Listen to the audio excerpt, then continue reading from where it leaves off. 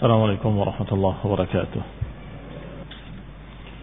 إن الحمد لله نحمده ونستعينه ونستغفره ونعوذ بالله من شرور أنفسنا ومن سيئات أعمالنا. من يهده الله فلا مضل له ومن يضلل فلا هادي له وأشهد أن لا إله إلا الله وحده لا شريك له وأشهد أن محمدا عبده ورسوله صلى الله عليه وعلى آله وأصحابه والتابعين وتابع التابعين ومن تبعهم بإحسان إلى يوم الدين. يا أيها الذين آمنوا اتقوا الله حق تقاته ولا تموتن إلا وأنتم مسلمون. يا أيها الناس اتقوا ربكم الذي خلقكم من نفس واحدة وخلق منها زوجها وبث منهما رجالا كثيرا ونساء واتقوا الله الذي تساءلون به والأرحام إن الله كان عليكم رقيبا. يا أيها الذين آمنوا اتقوا الله وقولوا قولا سديدا يصلح لكم أعمالكم ويغفر لكم ذنوبكم ومن يطع الله ورسوله فقد فاز فوزا عظيما. أما بعد فإن خير الحديث كتاب الله وخير الهدي هدي محمد صلى الله عليه وعلى آله وسلم وشر الأمور محدثاتها فإن كل محدثة بدعة وكل بدعة ضلالة وكل ضلالة في النار. Ikhwani fi din, a'azakumullah, kaum muslimin yang saya hormati. Allah Subhanahu wa taala telah menyebutkan dalam Al-Qur'an, dalam ayat-ayatnya tentang kisah-kisah ucapan-ucapan orang kafir dan bantahan-bantahan terhadap mereka, dan juga ancaman-ancaman Allah Subhanahu wa taala terhadap mereka. Dan ini sebagai pelajaran bagi kaum muslimin, bagi seluruh manusia, agar jangan sampai mereka berbuat seperti apa yang mereka perbuat. Di antaranya sudah disebutkan dengan namanya atau dengan julukan kunyahnya, yaitu Abu Lahab. Tabbat yada Abi Lahabin wa tab.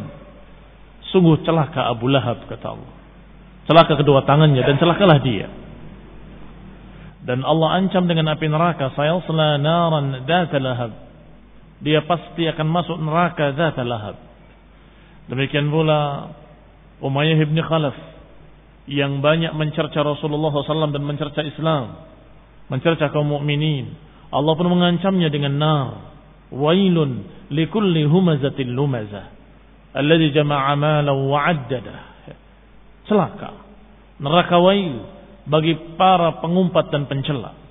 Di antaranya adalah Umayyah ibn Khalaf, ibn Wahab, ibn Hudzafah al-Jumahi.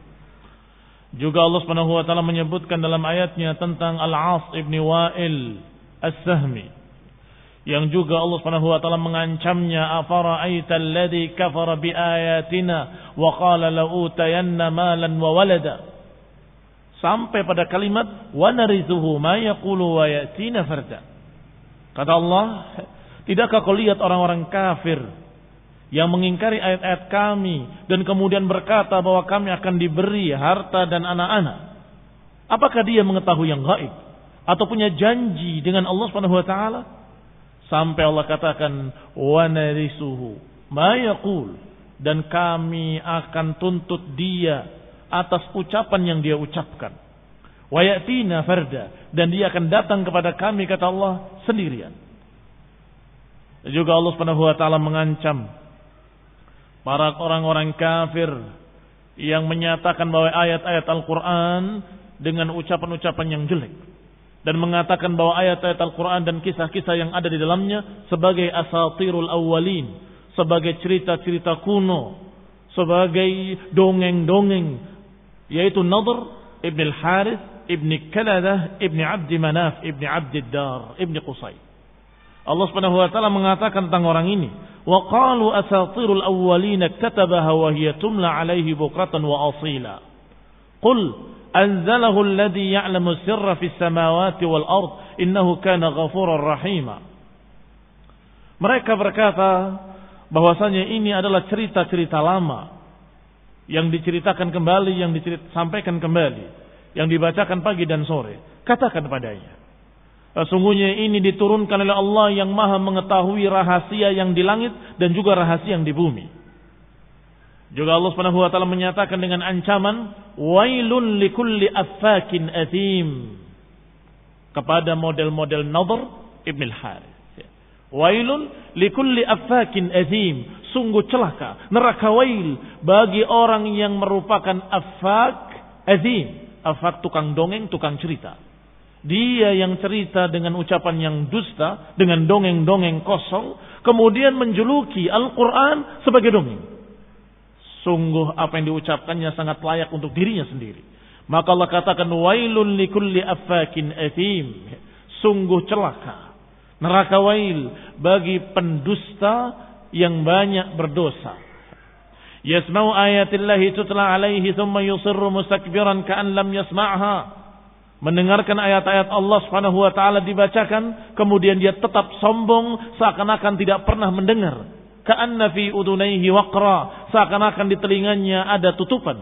Fabashshirhu bi'adzabin alim, beritakanlah berita gembira kepadanya dengan adab yang pedih, kata Allah. Lihat ikhwan fillah azakumullah. Juga Allah Subhanahu wa taala menyebutkan tokoh lainnya dari tokoh-tokoh kafir, yaitu Al-Akhnas ibn Shuraih ibn Wahab Al-Thaqafi, dari suku Al-Thaqafi. Allah katakan, wala tuti' kulla halafin mahin hammazin masya'in binamim manna'il lil khairi mu'tadin athim utullin ba'da dzalika zanim.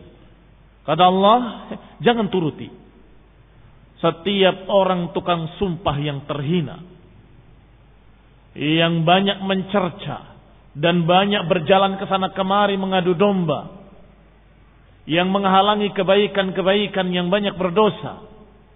Utullin, yang sombong. Ikhwan fillah a'azakumullah, ini julukan-julukan atas Akhnas ibn Shuraih ibn Wahab Al-Thaqafi dan yang sejenisnya. Maka yang berikutnya yang juga disebut dalam Al-Quran adalah Al-Walid ibn Al-Mughirah. Di samping apa yang pernah kita sampaikan di dalam surat Al-Muddathir, yang Allah Subhanahu wa taala menyebutkan tentang dia, innahu fakkara wa qaddar faqutila kaifa qaddar thumma qutila kaifa qaddar thumma nadhar thumma abasa wa basar thumma adbara wastakbara faqala in hadha illa sihrun yu'thar. Ini semua tentang Al-Walid ibn Al-Mughirah. Berfikir dan menentukan, kemudian celakalah apa yang ditentukan, kemudian celakalah apa yang ditentukan. Dia mengucapkan dengan kalimat in hadza, ini tidak lain kecuali sihir yang dibuat-buat. Ini tidak lain kecuali ucapan manusia. Maka Allah ancam dia dengan kalimat sa'uslihi saqar. Sungguh kami akan masukkan dia ke neraka saqar. Tentang Walid ibn Mughirah. Dan juga tentang Walid ibn Mughirah Allah Subhanahu wa taala menyatakan tentang dia dalam ayatnya, wa qalu laula nuzzila hadzal qur'ani ala rajulin minal qaryataini 'azim. Mereka berkata, kenapa Al-Quran ini tidak diturunkan kepada salah satu dari dua desa ini orang-orang besarnya? Ini kenapa tidak diturunkan Al-Quran kepada tokoh-tokoh besar di antara dua desa ini? Yang dimaksud adalah desa Mekah, daerah Mekah, dan kemudian daerah Taif. Ikhwan fillah a'azakumullah, Mekah adalah daerahnya orang-orang Quraisy, sedangkan Taif adalah daerahnya suku Thaqif. Kata Al-Walid ibn Mughirah, ayunazzilu ala Muhammadin wa utrak wa ana kabiru Quraisy wa sayyiduha. Apakah diturunkan Al-Quran kepada Muhammad sedangkan aku ditinggalkan, dibiarkan, padahal aku adalah pembesar Quraisy dan aku adalah sayyidnya di Quraisy ini semuanya. Sombongnya Walid ibn Mughirah menyatakan bahwa dia adalah pembesar Quraisy seluruhnya dan dia adalah tokoh yang paling pantas untuk mendapatkan Al-Quran, mendapatkan wahyu. Apakah diturunkan kepada dia? Padahal aku adalah pembesar Quraisy di daerah Mekah ini. Wa yutrak Abu Mas'ud Amr ibn Umair Al-Thaqafi. Dan ditinggalkan pula, dibiarkan pula seseorang besar lain, yaitu Abu Mas'ud Amr ibn Umair Ats-Tsaqafi, yakni Sayyidu Tsaqif, tokohnya, pembesarnya dari Bani Tsaqif. Wa nahnu 'azima al-qaryatain, sedangkan kami berdua adalah pembesar dua desa ini, yakni desa Mekkah dan desa Taif. Mekkah dikuasai oleh Quraisy dan tokohnya Quraisy adalah Walid ibn Mughirah, sedangkan Taif pembesarnya atau dikuasai oleh Tsaqif dari suku Tsaqif, sedangkan pembesarnya adalah Abu Mas'ud Amr ibn Umair Ats-Tsaqafi. Maka kata Al-Walid ibn Mughirah, apakah diturunkan Al-Quran kepada seorang seperti dia? Padahal aku pembesar Quraisy, aku dibiarkan tidak diberi wahyu. Demikian pula Abu Mas'ud Amr ibn Umair Ats-Tsaqafi, pembesar suku Tsaqif. Lihat ucapan sombongnya. Maka Allah Subhanahu wa taala berfirman, "Wa qalu laula nuzzila hadzal Qur'anu 'ala rajulin minal qaryatayn 'azim." Mereka berkata, "Laula nuzzila hadzal Qur'anu." Mestinya diturunkan Al-Qur'an ini kepada salah seorang dari dua desa ini yang merupakan orang-orang besarnya. Atau dengan bahasa bebasnya, tidakkah semestinya Al-Quran ini diturunkan untuk orang-orang besar di salah satu dari dua desa besar ini? Ikhwan fillah a'azakumullah. Ini ucapan Allah membantah orang-orang kafir musyrik yang bernama Walid ibn Mughirah. Ikhwan fillah a'azakumullah. Maka Allah Subhanahu wa taala menyatakan tentang mereka juga dengan ancaman-ancamannya. Ancaman-ancaman dengan api neraka dan ancaman-ancaman bahwa apa yang mereka semua kumpulkan, apa yang mereka perbuat di dunia ini semuanya tidak akan bermanfaat bagi mereka. Yang berikutnya adalah Ubay ibn Khalaf, yang juga kisahnya Allah sebutkan dalam Al-Quran. Ubay ibn Khalaf dan Uqbah ibn Abi Mu'ayyid adalah dua sahabat kental, dua musyrik yang sangat bersahabat. Wa kana mutasafiyaini, keduanya saling bersaudara, saling mencintai.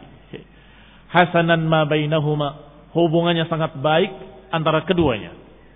Yang pertama Ubay bin Khalaf, yang kedua Uqbah ibn Abi Mu'ayyid. Fakana Uqbah qad jalasa ila Rasulullah sallallahu alaihi wa ala alihi wasallam wa sami'a minhu.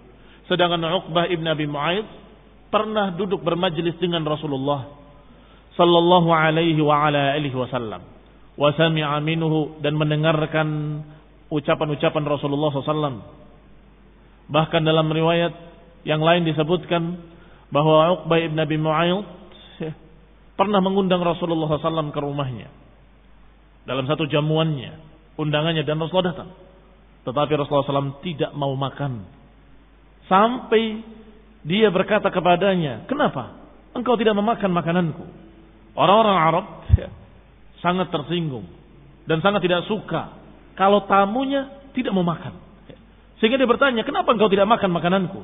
Kata Rasulullah SAW, "Aku tidak akan makan sampai engkau mempersaksikan la ilaha illallah Muhammad Rasulullah." Maka kata dia, "Aku bersaksi. La ilaha illallah, asyhadu an la ilaha illallah wa annaka Rasulullah. Yallah, kul." Dia mengucapkan syahadat sekedar menghormati tamu. Dia mengucapkan syahadat sekedar agar tamunya mau makan, maka Rasulullah pun makan. Ikhwan ibn a'azakumullah, ternyata perbuatan Uqbah ibn Abi Mu'ayyid ini terdengar oleh sahabat kentalnya yang bernama Ubay ibn Khalaf.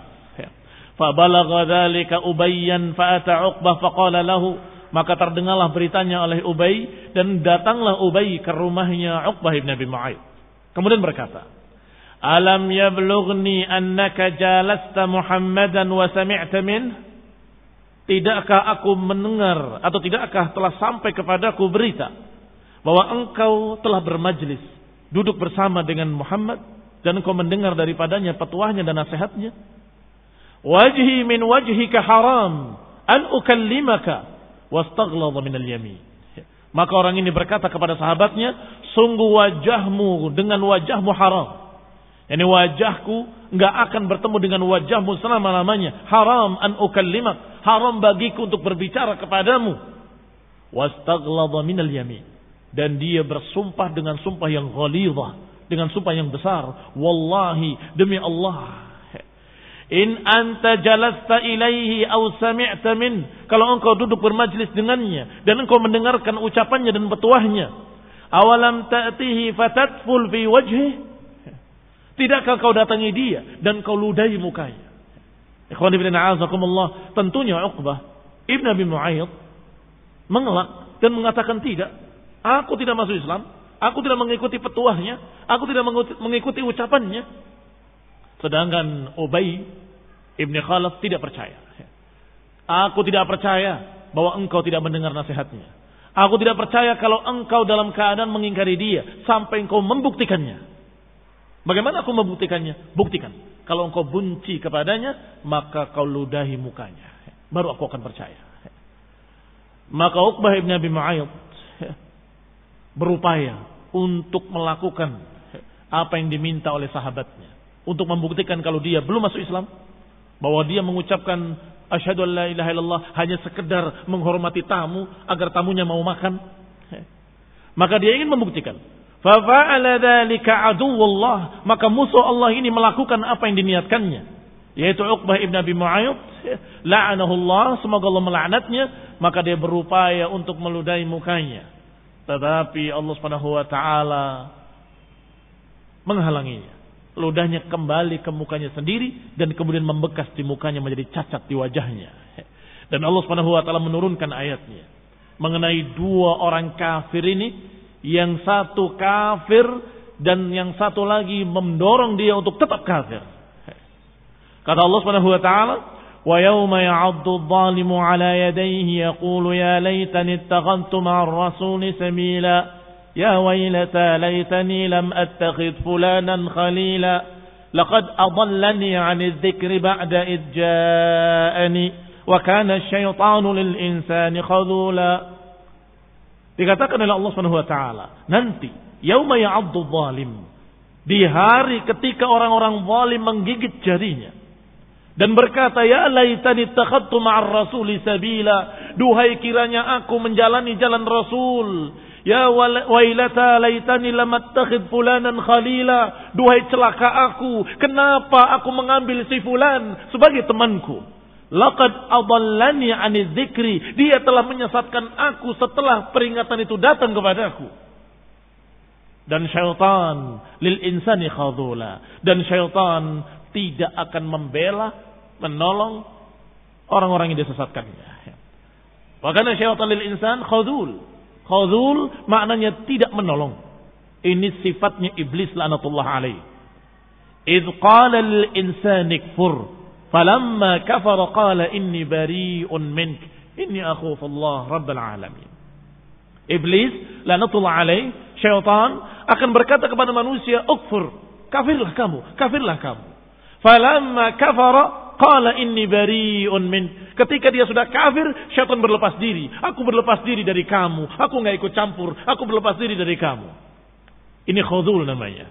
Wa kana syaitan lil insani khudula. Syaitan itu mengacuhkan dan tidak akan menolong. Khonibin a'azakumullah, lihat Allah Subhanahu wa taala menyatakan tentang dua orang ini nanti dalam neraka. Yauma ya'addu adh-dhalimu 'ala yadayhi yaqulu ya laitani ittakhadtu ma'ar rasuli sabila. Kata Allah, nanti ketika orang zalim itu menggigit jarinya dalam neraka dan berkata, duhai kiranya aku mengikuti Rasul. Duhai sayang sekali, kenapa aku tidak mengikuti jalan Rasul? Duhai kiranya aku tidak mengambil si fulan sebagai temanku. Penyesalan orang kafir sejenis Uqbah ibn Abi Mu'ayyid menyesali kenapa mengambil teman seperti Ubay ibn Khalaf. Ikhwan fillah a'azakumullah, sebagaimana yang kita katakan kemarin bahwa kisah ini mengenai dua orang ini dan mengenai orang-orang kafir tadi dan juga mengenai orang-orang yang sejenis, orang-orang yang semisalnya. Kalau ada seseorang yang kufur karena temannya, maka inilah ayatnya mengenai orang tadi. Pasti dia akan menyesal seperti menyesalnya Uqbah ibn Abi Mu'ayyid, dan pasti dia akan menyesal seperti apa yang Allah kisahkan dengan menyatakan ya laitani ittakhadtu ma'ar rasuli sabila, ya wailata laitani lam attakhidh fulanan khalila, duhai kiranya aku tidak mengambil si fulan sebagai temanku. Ikhwani fillah a'azakumullah, kaum muslimin yang saya hormati, Ini berarti berita peringatan dari Allah. Hati-hati mengambil teman. Jangan mengambil teman yang jelek, niscaya kita akan terbawa jelek. Apalagi mengambil teman yang kafir musyrik, nanti terseret kita ke dalam kesyirikan mereka, kesesatan mereka. Na'udzubillahi min dzalik.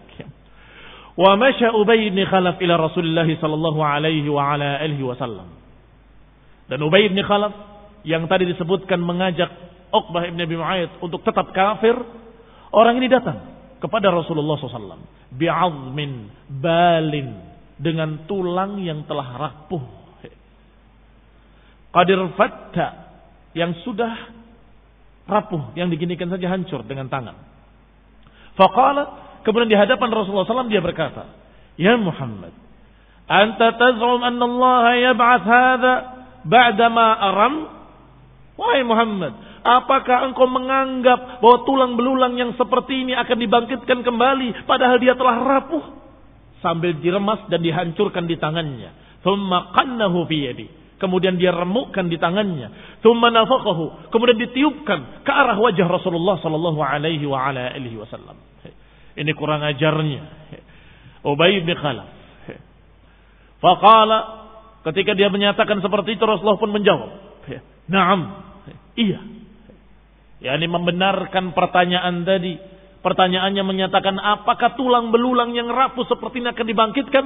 Kata Nabi, iya. Ana aqulu dzalik. Aku yang mengatakan demikian. Kata Rasulullah sallallahu alaihi wa ala alihi wasallam. Yab'athuhu Allah wa iyyaka ba'da ma takunani hakadha thumma yudkhilaka Allahu an-nar. Iya. Allah akan membangkitkan dia dengan kamu hingga sudah hancur seperti itu. Allah akan bangkitkan kembali, kemudian memasukkan engkau ke dalam neraka, kata Rasulullah sallallahu alaihi wa ala alihi wasallam. Qanifidina azakumullah, lihat kurang ajarnya seorang kafir musyrik Ubay bin Khalaf di hadapan Rasulullah SAW membawa tulang yang rapuh sambil menyatakan man yuhyil 'idhama wa hiya ramim. Siapa yang akan membangkitkan tulang belulang yang telah rapuh seperti ini? Siapa? Allah yang menjawab dengan wahyu yang turun. Qul yuhyiha alladhi ansha'aha awwala marrah. Katakan, kata Allah. Katakan wahai Rasul, yuhyiha alladhi ansha'aha awwala marrah. Yang akan membangkitkannya adalah yang menciptakannya pertama kali. Menciptakan dari tidak ada kemudian ada, bisa, apalagi hanya mengulang.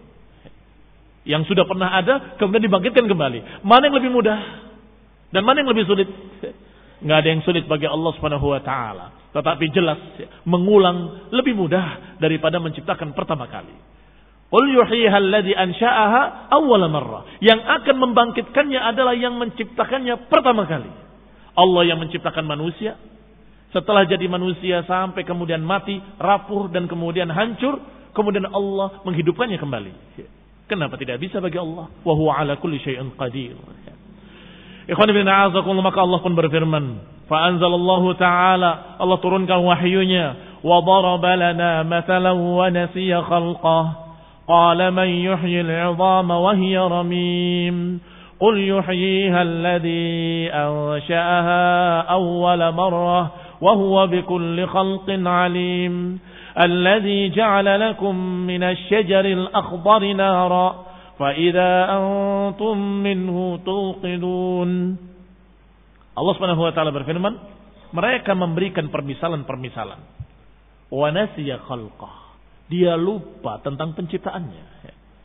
Yani mereka datang memberikan permisalan. Masa kayak gini bisa dibangkitkan?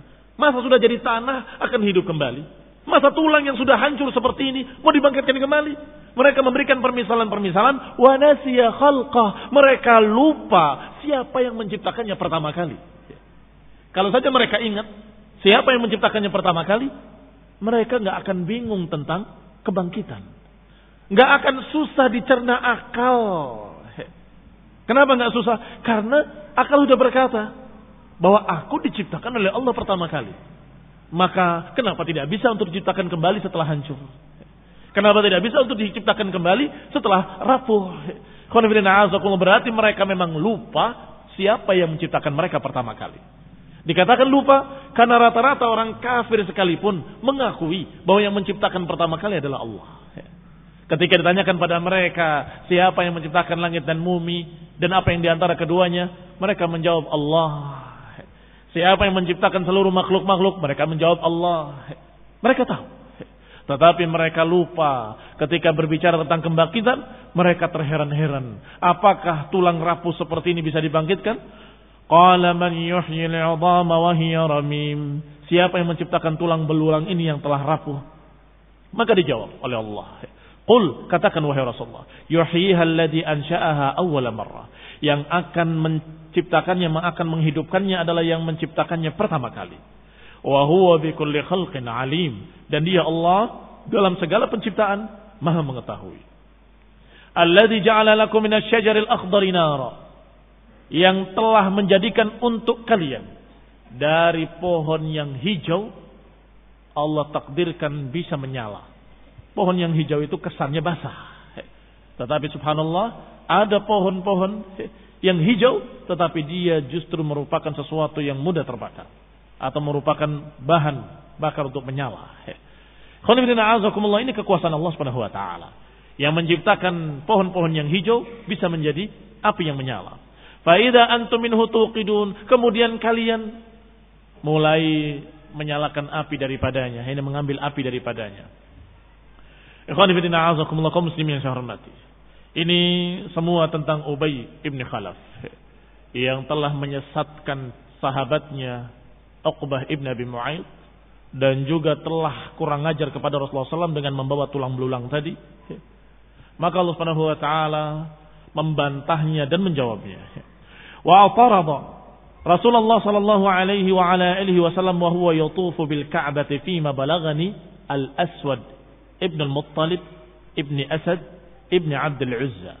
Kemudian pada suatu hari juga Rasulullah SAW dihalangi di dekat Ka'bah ketika beliau sedang tawaf di Ka'bah. Demikian menurut apa yang sampai kepadaku, kata penulis Ibnu Hisham rahimahullah. Dihalangi oleh seseorang yang bernama Aswad ibn al-Muttalib ibn Asad ibn Abd al-Uzza. Dan juga yang kedua Al-Walid ibn Mughirah yang sudah ceritakan tadi. Yang ketiga Umayyah ibn Khalaf yang juga sudah diceritakan orangnya. Wal-As ibn Wa'il as-Sahmi yang juga sudah disebut dalam Al-Quran tadi. Bantahannya dan ancamannya. Wa kanu dhawi asnanin fi qaumihim. 4 orang ini adalah orang-orang yang dituakan. Sesepuh orang-orang Quraisy di kaumnya. Mereka semua berkata, "Ya Muhammad, halumma falna'bud ma ta'bud. Falnashtarik nahnu wa anta fil amr. Fa in kana alladhi ta'budu khayran mimma na'bud, kunna qad akhadna bihaddina minhu. Wa in kana ma na'bud khayran mimma ta'bud, kunta qad akhadta bihaddika minhu." Kata mereka, "Wahai Muhammad sallallahu alaihi wa ala alihi wasallam, halumma falna'bud ma ta'bud. Marilah kemari. Kami akan beribadah kepada apa yang kau ibadahi. Dan hendaklah engkau pun bersama-sama kami untuk beribadah kepada apa yang kami sembah." Supaya apa? Kata mereka, "Fa in kana alladhi ta'bud khairan mimma na'bud." Kalau yang kau ibadahi lebih baik daripada yang kami ibadahi, kami sudah mendapatkan bagiannya karena kami pun ikut beribadah kepada yang kamu ibadahi. Tetapi kalau yang lebih baik adalah apa yang kami sembah, kamu pun sudah mendapatkan bagian karena kamu ikut menyembah apa yang kami sembah. Lihat otak bodohnya orang-orang jahiliyah. Otak bodohnya musyrikin jahiliyah Quraisy ketika itu. Menyatakan kepada Rasulullah SAW untuk bersama-sama. Bahkan dalam riwayat lain dikatakan, tahun ini engkau beribadah kepada yang kami ibadahi. Tahun depan kami yang akan beribadah kepada apa yang kamu ibadahi. Sehingga kami mendapatkan bagian dari apa yang kamu ibadahi, kamu pun mendapatkan bagian dari apa yang kami ibadahi. Dengan begini, wahadal Arab. Dengan demikian, orang-orang Arab akan bersatu, enggak akan bercerai. Orang-orang Arab akan bersadu padu, akan kokoh persatuannya. Lihat ikhwan fillah azakumullah, hizbiyah jahiliyah. Ini hizbiyah namanya, mementingkan bagaimana supaya bersatu. Walaupun kesyirikan dicampur dengan tauhid tidak apa-apa. Yang penting jangan pecah. Ini pemikiran hizbiyah. Ternyata Allah Subhanahu wa taala menjawab dan menurunkan wahyunya, menurunkan ayatnya kepada Rasulullah SAW. Qul ya ayyuhal kafirun la a'budu ma ta'budun wa la antum 'abiduna ma a'bud wa la ana 'abidun ma 'abadtum wa la antum 'abiduna ma a'bud lakum dinukum waliyadin. Allah Subhanahu wa taala memerintahkan dengan kalimat qul, katakan pada mereka, ya ayyuhal kafirun, wahai orang-orang kafir, la a'budu ma ta'budun, aku tidak akan beribadah kepada apa-apa yang kalian ibadahi, enggak akan menyembah apa yang kalian sembah. Wala antum abiduna ma a'bud, dan kalian pun bukan penyembah apa yang aku sembah. Di sini ada sesuatu yang perlu diperhatikan, yaitu berbedanya bentuk jumlahnya. Yang pertama jumlahnya fi'liyah, yang kedua jumlahnya ismiyah. Karena maknanya pun berbeda. Kalimat yang pertama, la a'budu ma ta'budun, aku tidak akan beribadah apa yang kalian ibadahi. Tegas, karena Rasulullah SAW memang tidak akan beribadah kepada selain Allah Subhanahu wa taala. Tetapi yang kedua, wala antum abiduna ma a'bud, sedangkan kalian bukan penyembah apa yang kami sembah. Tidak disebut dengan kalimat wala antum ta'buduna ma a'bud, tidak. Kenapa? Karena mereka sudah berkata di awal, kami akan beribadah kepada apa yang kau ibadahi. Berarti dia mau. Tetapi kalaupun dia mau beribadah kepada Allah Subhanahu wa taala bersama Rasul, apakah dia sudah beribadah kepada Allah? Belum. Kenapa belum? Karena mereka tetap tidak mau meninggalkan Tuhan-Tuhannya. Sedangkan ibadah harus dengan tauhid. Tanpa tauhid bukan ibadah. Aku beribadah pada Allah Subhanahu wa taala, tapi aku juga beribadah kepada berhala-berhala. Apakah dia beribadah pada Allah? Tidak. Tidak dianggap sebagai ibadah. Maka kalimatnya wala antum abiduna ma'abud, dan kalian bukan penyembah apa yang kami sembah. Yani walaupun kalian benar-benar menyembah Allah bersama aku, dalam keadaan tidak meninggalkan Tuhan-Tuhan kalian, kalian tetap bukan penyembah apa yang kami sembah. Bukan orang yang beribadah kepada apa yang kami ibadahi. Berbeda. Karena kami beribadah kepada Allah dengan tauhid. Sedangkan kalian katanya mau beribadah pada Allah, tapi tidak dengan tauhid. Tidak meninggalkan berhala-berhala kalian. Tidak meninggalkan sembahan-sembahan kalian. Maka itu bukan penyembah apa yang kami sembah. Bukan abiduna ma'abud.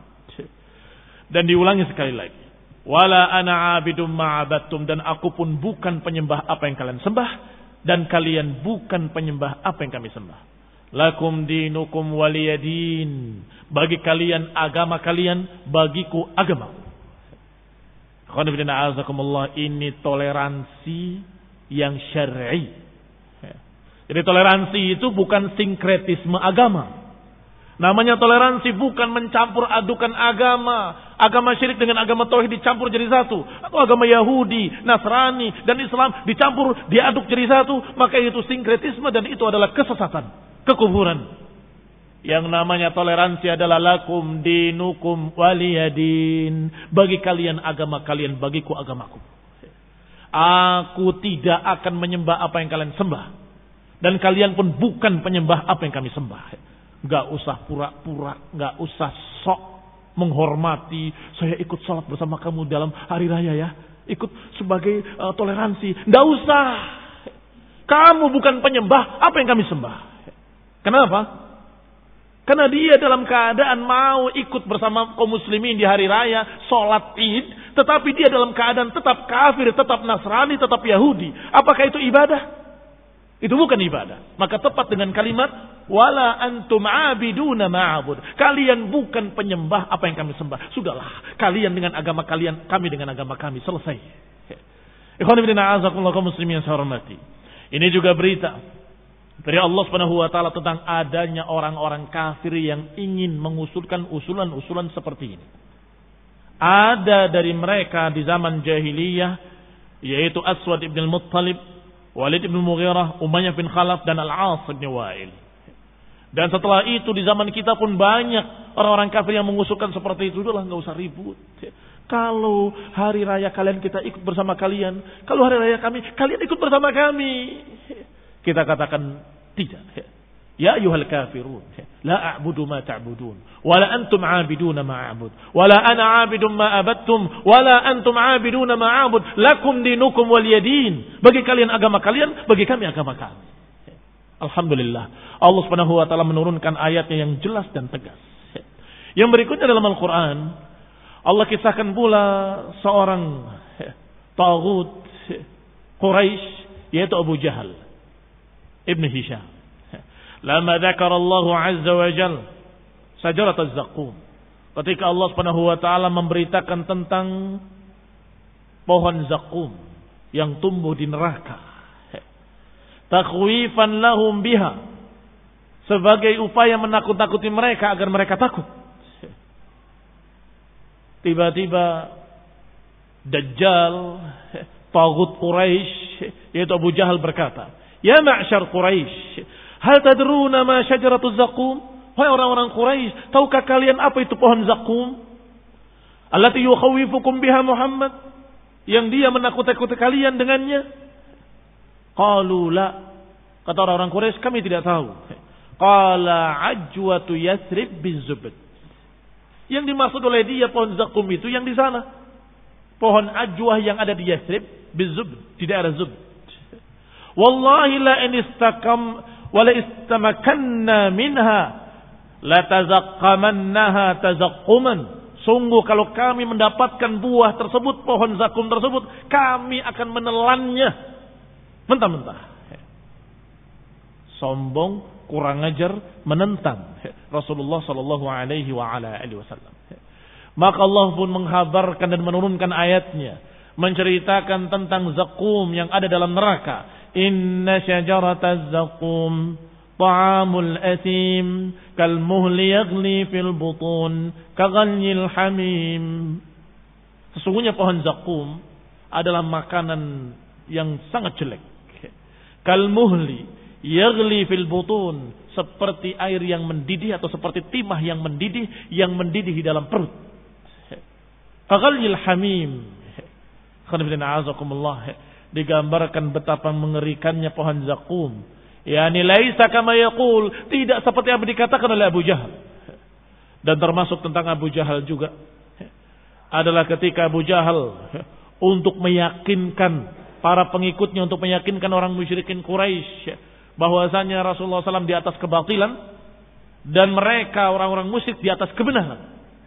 Dia berkata dengan doanya di hadapan mereka, di hadapan orang Quraisy, Allahumma in kana huwal haqq min indika fa amtir alaina hijarah minas sama aw itina bi'adzabin alim.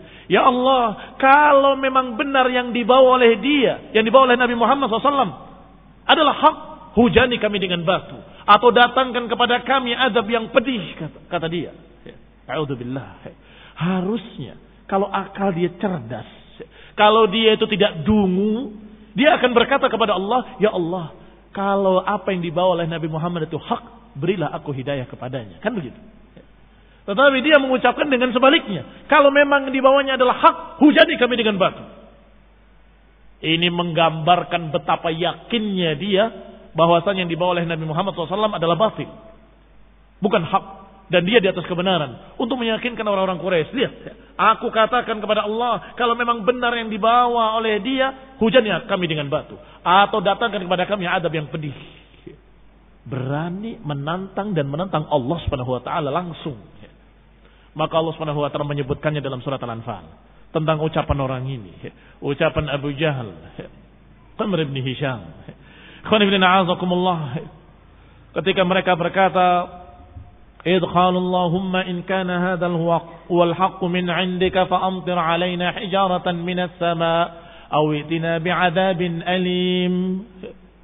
Maka Allah Subhanahu wa taala menyatakan dengan kalimat selanjutnya, dan tidak mungkin Allah akan mengadab mereka dalam keadaan engkau di tengah-tengah mereka, wahai Rasul. Adapun Abu Jahal bangga, lihat buktinya enggak turun adab kan? Berarti dia batil.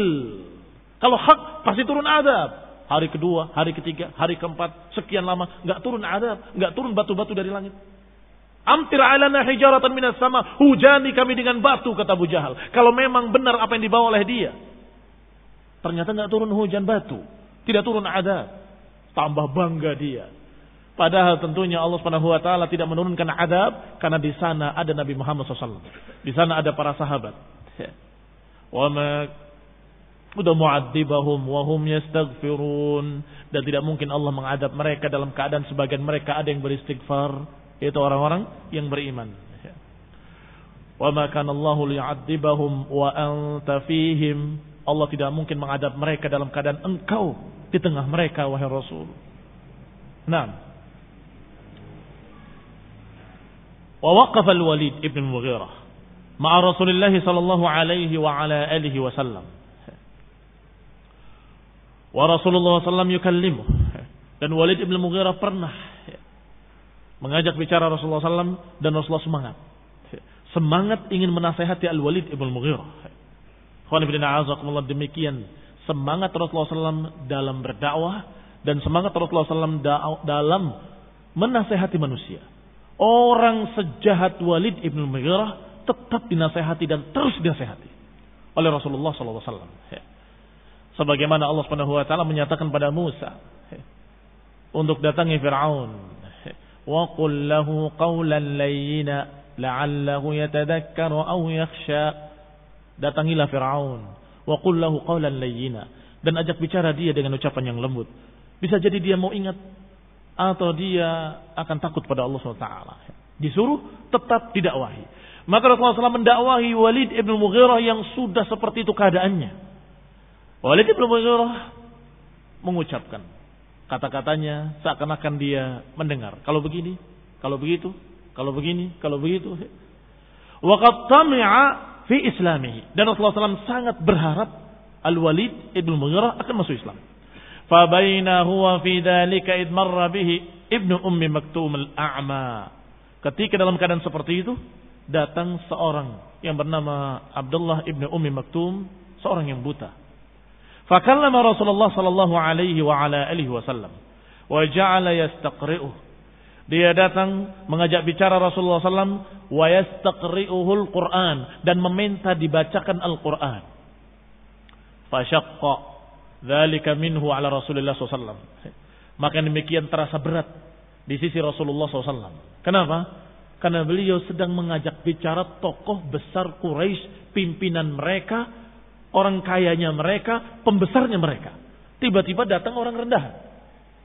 Khawatirnya orang yang sedang diharapkan agar masuk Islam ini, khawatirnya dia akan lari. Tidak mau disejajarkan dengan orang miskin ini atau dengan orang rendahan ini. Maka Rasulullah SAW sangat berat. Kenapa kau datang tidak waktu yang tepat? Wadhalika annahu syaghalahu amma kana fihi min amril Walid. Yang demikian karena Rasulullah SAW tersibukkan dengan harapan dia ingin menasehati Al-Walid agar dia mau masuk Islam. Wa ma tama'a fihi min islamih, dan harapan beliau agar dia masuk Islam. Falamma aktsara alaihi sarafa anhu abisan wa tarakahu. Sampai ketika dia terus merengek meminta dibacakan Al-Quran, maka Rasulullah pun memalingkan wajahnya dengan muka yang masam.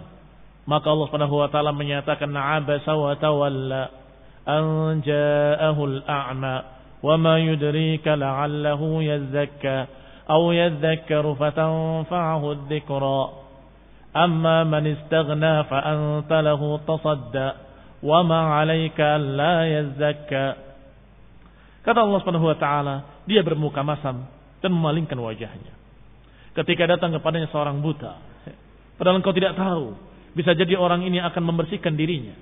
Adapun orang yang datang kepadamu dengan ingin mendapatkan bimbingan, engkau berpaling daripadanya.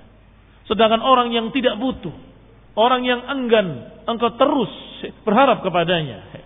Ini teguran kepada Rasulullah SAW, dan ini dalil tentang maksumnya Rasulullah sallallahu alaihi wa ala alihi wasallam. Lihat, dalil tentang maksumnya, terjaganya Rasulullah SAW dari kesalahan. Berbeda dengan pandangan orang-orang Syiah Rafidhah yang menyatakan bahwa ayat ini tidak mungkin. Bagaimana mungkin Rasulullah SAW dikatakan bermuka masam? Rasulullah selalu bermuka ceria, tidak pernah bermuka masam katanya. Ini mencela Rasulullah dan ini menunjukkan bahwa Rasulullah SAW begini dan begitu. Menyalahkan Al-Qur'annya, menyalahkan tafsir-tafsir ahlu sunnah, menyalahkan para ulama, menyalahkan seluruh para sahabat yang menafsirkannya.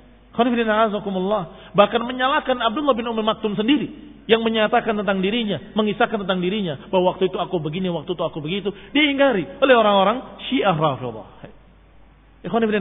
Padahal kalau ayat ini turun mengingatkan Rasulullah, menegur Rasulullah, artinya Rasulullah SAW terbimbing. Begitu beliau bermuka masam, turun ayatnya. Jangan begitu. Artinya beliau terjaga dari kesalahan. Dan beliau maksum, terjaga dari kesalahan. Sehingga selalu ditegur oleh Allah SWT setiap langkah-langkahnya. Ini bukti bahwa Rasulullah SAW tidak mungkin keliru, tidak mungkin salah. Karena selalu diluruskan oleh Allah Subhanahu wa ta'ala.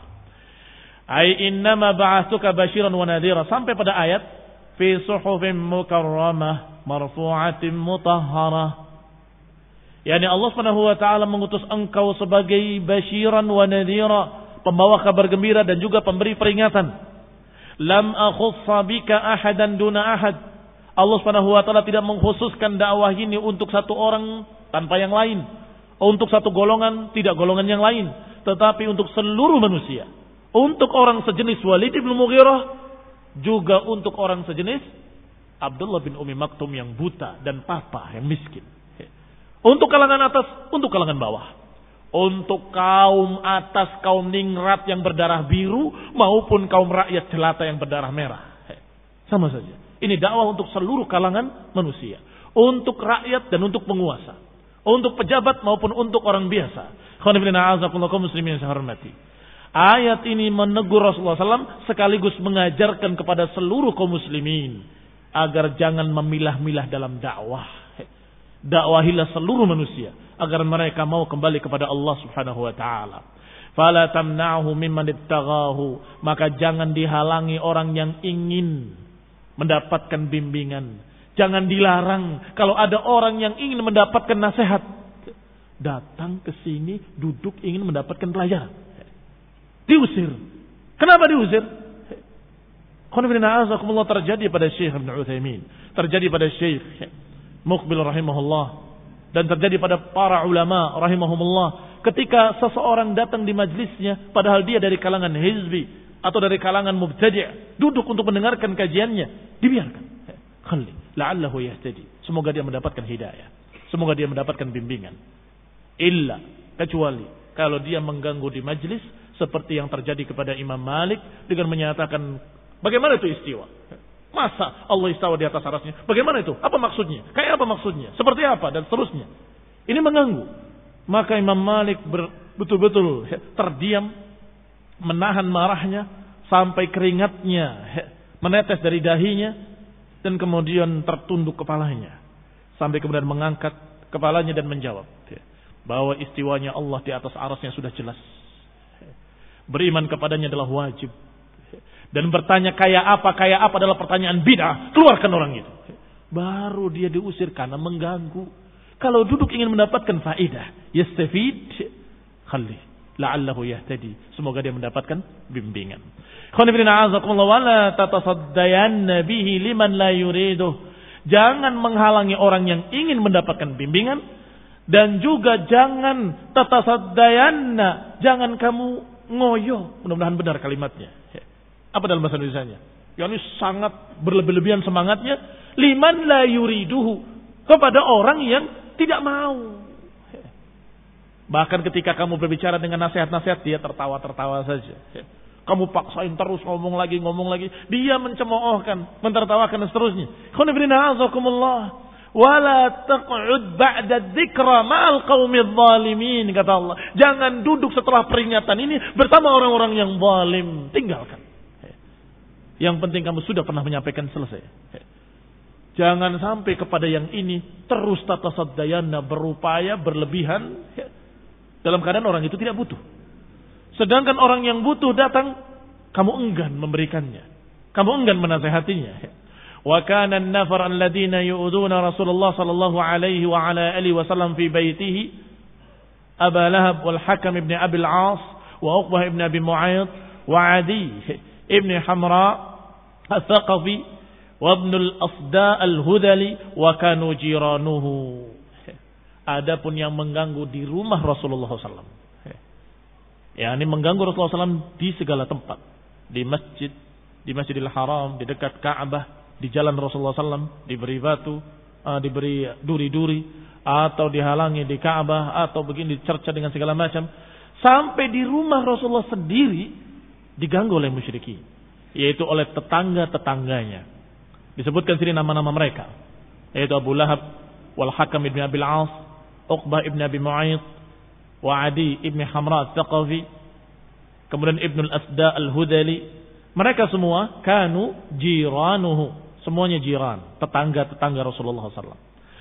Lam yaslam minhu ahadun illa al-Hakam ibn Abi al-As. Lam yuslim minhum ahadun illa al-Hakam ibn Abi al-As. Semua tetangga-tetangga tadi adalah tetangga yang jelek. Jiranus su, tetangga yang jelek. Tidak ada yang masuk Islam kecuali satu, yaitu Al-Hakam ibn Abi al-As. Fakana ahaduhum fima dzukira li, dan salah seorang mereka sebagaimana dikisahkan kepadaku, yatra alaihi sallallahu alaihi wa ala alihi wasallam rahimasyah. Salah seorang mereka sampai melemparkan isi perutnya kambing di atas Rasulullah SAW ketika beliau sujud di rumahnya sendiri. Rasulullah SAW memberikan atau menyisakan tempat untuk Rasulullah SAW sholat di sana, terbuka. Rasulullah SAW sujud. Maka mereka melemparkan kotoran kambing tadi di atas Rasulullah SAW ketika beliau sujud. Wa huwa yusalli, dalam keadaan beliau sholat.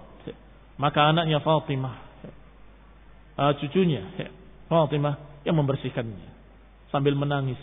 Sedangkan Rasulullah SAW tetap sujud, tidak bergerak, tidak berubah. Dan kotoran kambing memang kotor, tetapi dia tidak najis, sehingga tidak membatalkan sholat. Kotoran binatang yang dimakan dagingnya, dia tidak najis. Wa kana ahaduhum yatrahuha fi burmatihi idza nusibat lahu hatta ittakhadha Rasulullah sallallahu hijran yastatiru bihi minhum idza shalla. Bahkan di antara mereka ada yang mengambilnya dalam bentuk, sudah dibentuk seperti batu, kotoran-kotoran kambing dibentuk seperti batu segenggam, kemudian dilemparkan pada Rasulullah SAW. Sampai Rasulullah SAW membuat tembok khusus untuk menutupi tempat salatnya. Itu pun mereka melemparkannya dari atas. Maka Rasulullah SAW ketika salat mendapatkan berbagai macam bongkahan kotoran tadi, Rasulullah SAW mengeluarkannya dengan kayu sambil menyeru dan memanggil dengan kalimat, wahai Bani Abdi Manaf, ayu jiwarin hadha, wahai suku Abdi Manaf, tetangga apa seperti ini, sambil dilemparkan ke jalan, dibuang ke jalan. Selalu demikian, dilempar lagi, kemudian diambil lagi oleh Rasulullah SAW, dan kemudian dilemparkan ke jalan sambil menegur mereka, ya Bani Abdi Manaf, ayu jiwarin hadha, ini bertetangga seperti apa, seperti ini. Tetangga apa yang seperti ini? Tsumma yulqihi fit tariq, kemudian dilemparkan ke jalanan. Demikian jahatnya mereka, tokoh-tokoh kafir musyrikin menentang Rasulullah sallallahu alaihi wa ala alihi wasallam, dan Allah Subhanahu wa taala dalam keadaan mencatat perbuatan mereka. Allah Maha tahu, dan Allah Subhanahu wa taala mengancam mereka dengan ancaman-ancaman azab yaumil qiyamah. Nasallahu taufiq wal hidayah. Wa nasallahu taala ayatana minal ladzina yastami'una al-qawla fayattabi'una ahsanah. Amin wa sallallahu ala Muhammadin wa ala alihi wa sahbihi wa sallama tasliman katsira. Subhanakallahumma bihamdik asyhadu an la ilaha illa anta astaghfiruka wa atubu ilaik. Wassalamu alaikum warahmatullahi wabarakatuh.